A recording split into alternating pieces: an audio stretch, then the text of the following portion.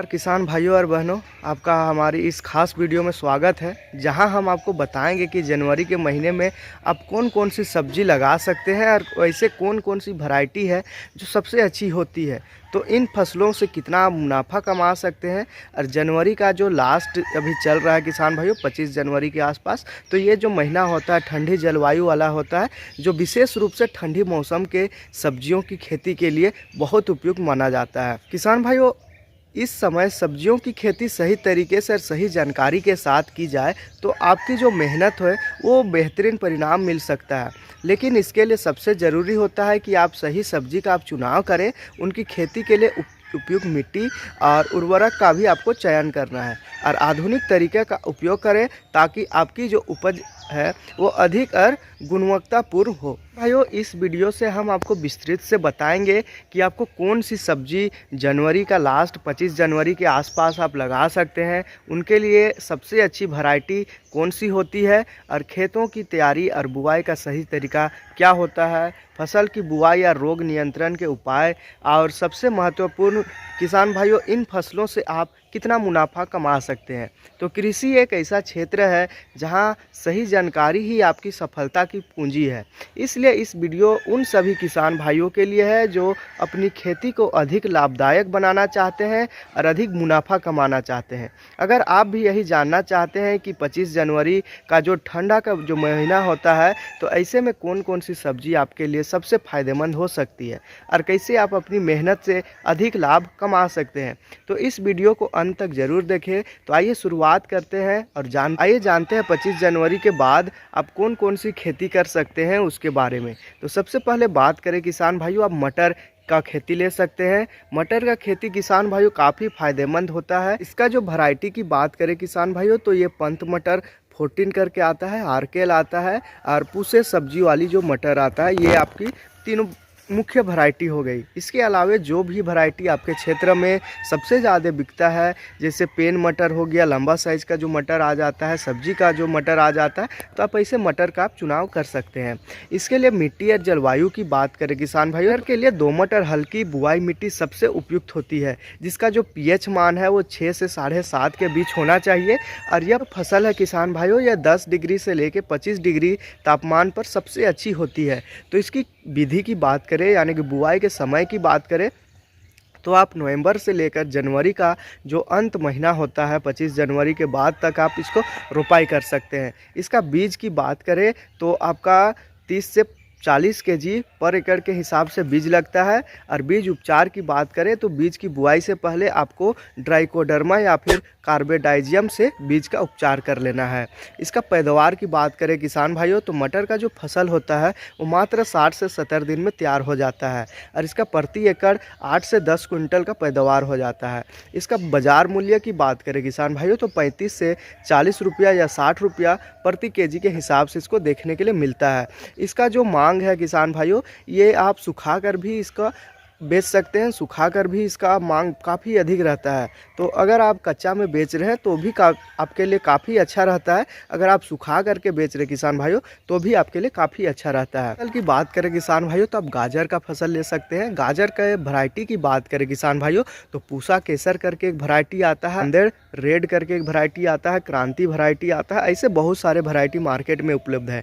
आप देखिए आपका जो क्षेत्र है वहाँ पर कौन कौन से वैरायटी उपलब्ध है, आप उस हिसाब से अपना फसल का आप चुनाव कर सकते हैं। मिट्टी और जलवायु की बात करें किसान भाई, तो गाजर के लिए गहरी और भुरभुरी और जल निकासी वाली दोमट मिट्टी सबसे अच्छी रहती है। मिट्टी में ज़्यादा कठोरता नहीं होना चाहिए, यानी कि बलुआई मिट्टी आपका होना चाहिए और इस मिट्टी में आपका बहुत अच्छा फसल देखने को मिलता है। खेती की विधि की बात करें, किसान का समय की बात करें किसान भाइयों, तो अब नवंबर का लास्ट से लेकर जनवरी का लास्ट तक आप इसका बुआई कर सकते हैं।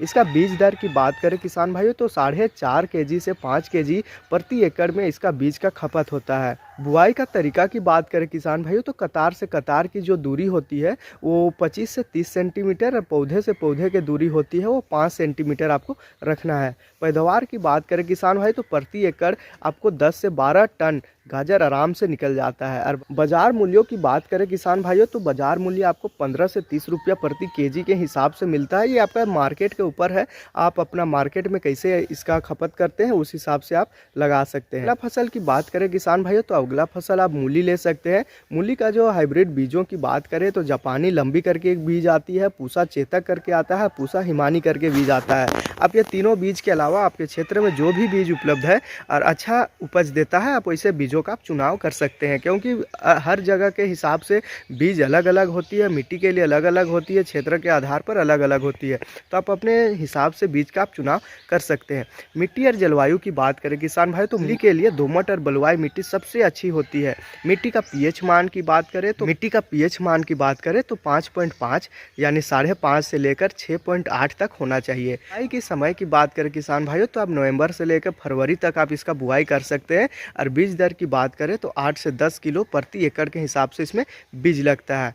किसान भाइयों, बुआई का जो तरीका होता है वो कतार से कतार की दूरी 25 से 30 सेंटीमीटर होती है। और इसका जो पैदावार की बात करें किसान भाइयों, यानी मूली की पैदावार की बात करें तो मूली आपका 30 से 40 दिन में तैयार हो जाता है।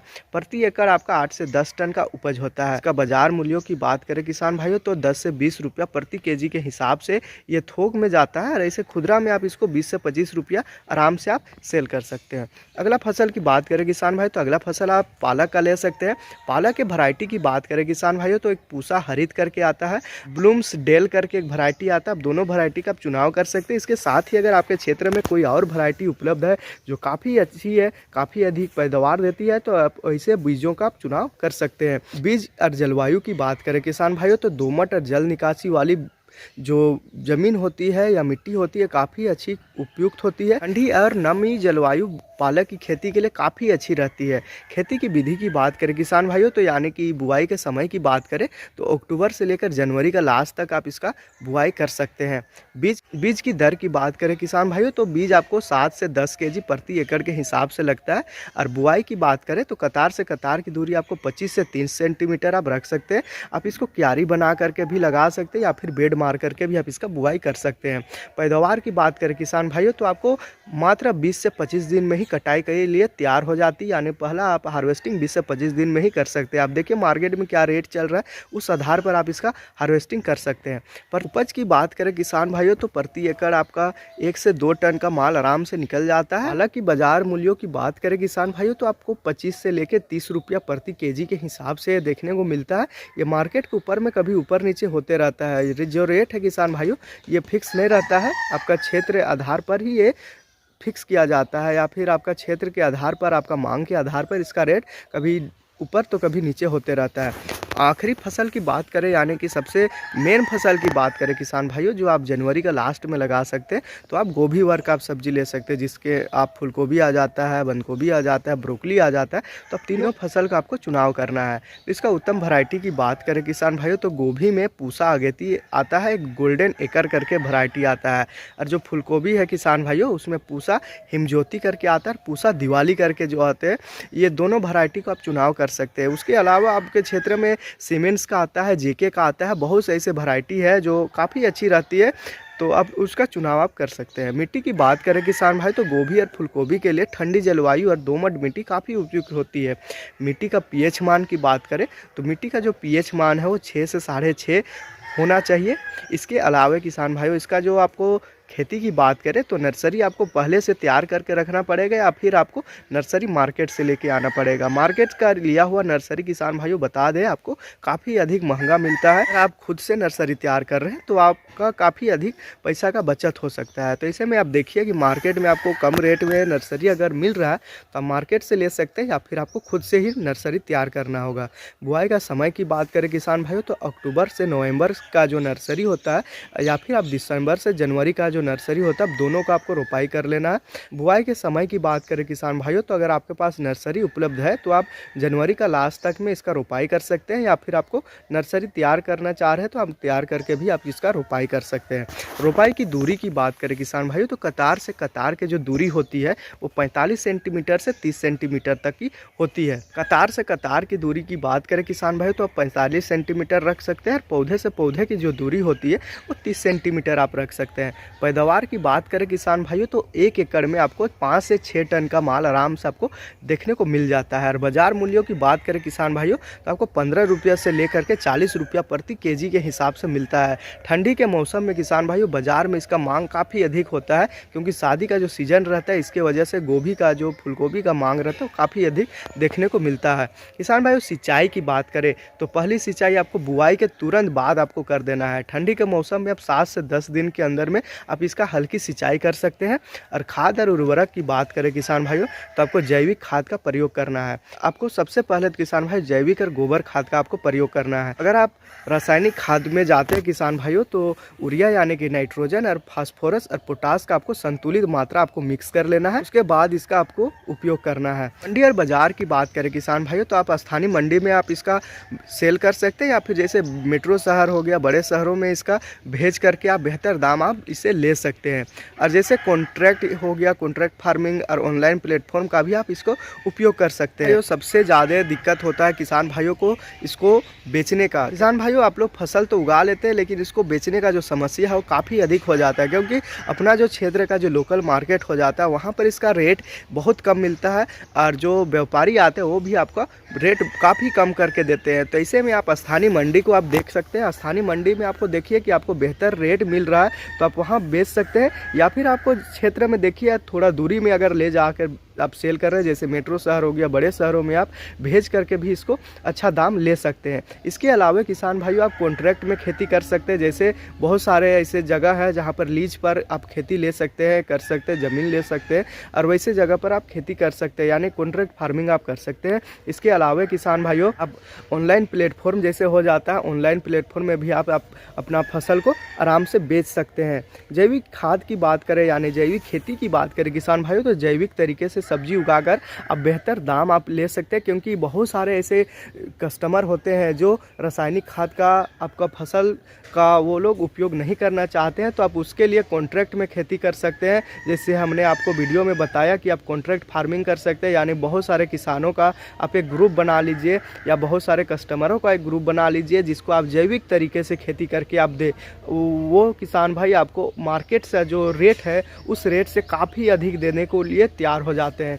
तो आप कॉन्ट्रैक्ट फार्मिंग भी कर सकते हैं, जिसमें आप ग्रुप बना ले बहुत सारे कस्टमरों का, उनके डिमांड के आधार पर ही आप अपना खेती कर सकते हैं। इसमें होता यह है किसान भाइयों, हमने बहुत सारे ऐसे किसान भाई देखे हैं जो बड़े रेस्टोरेंट या होटलों में अपना जो एक लिमिट फसल आप लगाते हैं, जैसे ब्रोकली हो जाता है, ये शिमला मिर्च हो जाता है, बंद गोभी हो जाता है, गाजर हो जाता है, बीटरूट यानी कुछ चुकंदर हो जाए, यानी कि जो मांग रहता है होटल और रेस्टोरेंट में किसान भाइयों वैसे फसल चुनिंदा फसलों का वो लोग खेती करके वो लोग अच्छा इनकम ले सकते हैं। क्योंकि मार्केट से वो लोगों को कोई लेना देना रहता नहीं है, क्योंकि वो लोग कॉन्ट्रैक्ट में खेती करते हैं, कितना माल किसको देना है उस आधार पर ही आप खेती कर सकते हैं। वैसे में भी आपका जो इनकम हो जाता है वो काफ़ी अधिक रहता है।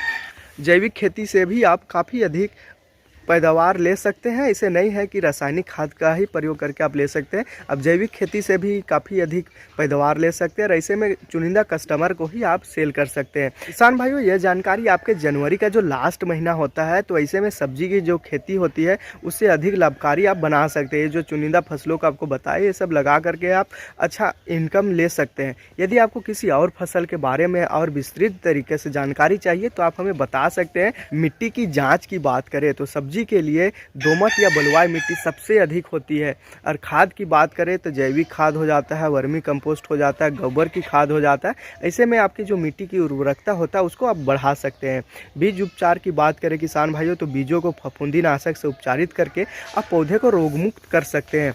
इसके अलावा किसान भाइयों अभी आप जनवरी का लास्ट में अगर आप फसल लगा रहे हैं तो आपको खास बात ध्यान देना है, आप ग्रीन हाउस या मल्चिंग में और ड्रिप के माध्यम से आप खेती कर सकें। अगर आपके पास उपलब्ध है ड्रिप का सिंचाई या फिर मल्चिंग या फिर ग्रीन हाउस तो आप ऐसे में खेती आप जरूर एक बार करें। भाइयों मल्चिंग में आप लगाते हैं तो मल्चिंग जो है मिट्टी में नमी बना करके रखता है, और मल्चिंग का उपयोग करने से किसान भाइयों जो खरपतवार है वो काफ़ी कम होता है। और उसके साथ मल्चिंग के साथ ही आपको ड्रिप इरिगेशन सिस्टम लगाना पड़ेगा, जिससे पानी का भी बचत हो जाती है और जड़ तक पानी पहुँचाने के लिए ड्रिप का उपयोग काफ़ी अच्छी मानी जाती है। किसान भाइयों रोग नियंत्रण की बात करें तो बहुत सारे किसान भाई रासायनिक दवाई का प्रयोग करके रोग नियंत्रण करते हैं। किसान भाई रोग नियंत्रण की बात करें तो जैविक स्प्रे का आप छिड़काव कर सकते हैं। और रोगों की बात करें किसान भाइयों तो पत्तियों का जो झुलसा रोग हो जाता है उसके लिए नीम के तेल का भी आप स्प्रे कर सकते हैं। और माहू और थ्रिप्स से बचाव की बात करें तो जैविक कीटनाशक का छिड़काव आप कर सकते हैं। किसान भाइयों अगर आप ये चुनिंदा फसलों की आप खेती करते हैं तो आपका प्रति एकड़ के हिसाब से 10 से 12 हज़ार का खर्चा लगता है। और मुनाफा की बात करें किसान भाइयों तो आपका जो मार्केट होता है, मंडी होता है, फसल की उपज के आधार पर वो निर्भर करता है। फिर भी आप 50 से 80 हज़ार के आसपास आप 1 एकड़ से आप कमा सकते हैं। फसल तैयार होने के बाद आपको नज़दीकी मंडी में आपको जानकारी ले लेना है कि रेट क्या चल रहा है। फिर आपका लोकल मार्केट में भी आप उसको रेट पता कर सकते हैं। भाई अगर आप मार्केट में ले जाना नहीं चाहते हैं तो आप बड़े व्यापारी या फिर छोटे व्यापारी को भी आप डायरेक्ट सेल कर सकते हैं, जिससे भी आपको काफ़ी अधिक इनकम हो सकती है। तो दोस्तों यह थी जनवरी की लास्ट में लगाई जाने वाली सब्जी के बारे में जानकारी। अगर वीडियो आपको पसंद आया तो वीडियो को लाइक कीजिए, चैनल को सब्सक्राइब कीजिए और अपने किसान दोस्तों के साथ हमारे इस वीडियो को शेयर करें ताकि वो भी खेती से जुड़ी सभी प्रकार की जानकारी ले सकते हैं। तो मिलते हैं किसान भाई अगले वीडियो में, तब तक के लिए धन्यवाद।